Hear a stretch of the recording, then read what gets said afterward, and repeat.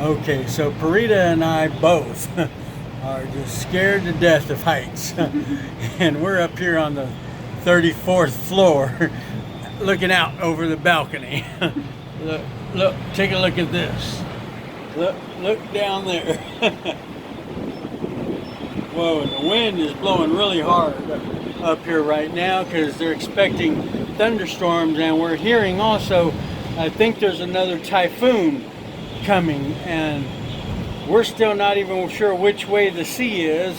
My birthday is tomorrow, and we are planning to actually go to the ocean for my birthday and walk on the beach and have a good time, but I wanted you to see this amazing view.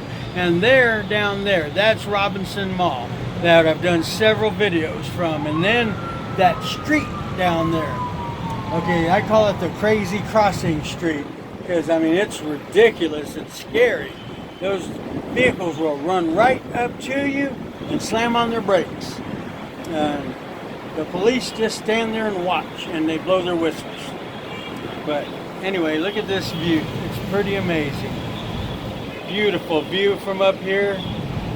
And God is really blessing me and Parita that we are able to have such a wonderful time here in the Philippines together.